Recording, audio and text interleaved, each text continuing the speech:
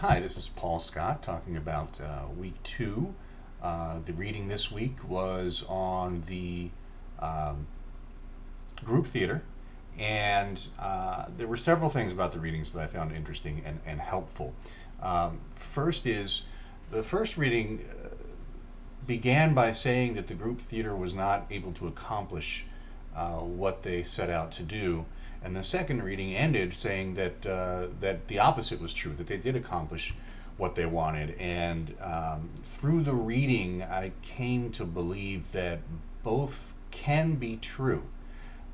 It's true in the first reading, it talks about they wanted to establish a national theater similar to the national theaters of Europe. They were never able to do that. But in the second reading, it goes into more detail about the acting method, that they were able to successfully teach it to American actors, and ultimately the offshoots of the group theater were acting schools that were able to bring the Stanislavski method to many, many American actors. So in that sense, it was very much a success. So I found that the fact that they seem to be polar opposites to be interesting. Secondly, I found the tension and the conflict as described, especially in the second reading, to be very interesting. When you have a group of young people from many different backgrounds who are very, very passionate about their art, and they spend so much time together, living and working together on very emotionally charged work, it should come as no surprise to any of us that there was much conflict, and perhaps that's why it was destined to end after a brief 10-year run. But I can imagine the discussions and arguments, etc., that must have been fostered around that kind of work.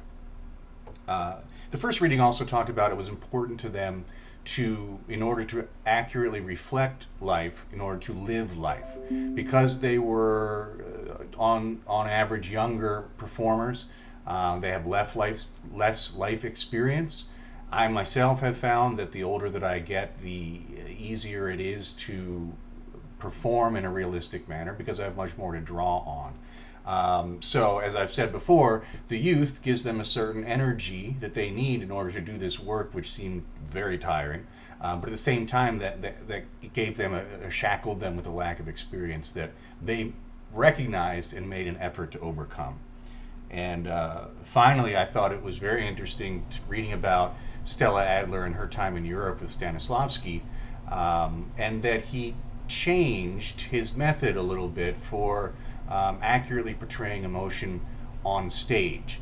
And that was important to me because Stanislavski was so strict early on about following one particular method, and the fact that he got flexible later on tells me as an actor when I'm performing that there are a number of methods that might be valid that I choose from, or I can choose from, in order to get the best performance out of myself. So it was nice that you don't have to feel like you have to slavishly follow one particular method in order to put on a good performance, that you can really choose what works best for you. And I think it was the group theater, when Adler brought that idea back, that first sort of was able to model that behavior and ultimately teach it to other students on down the line.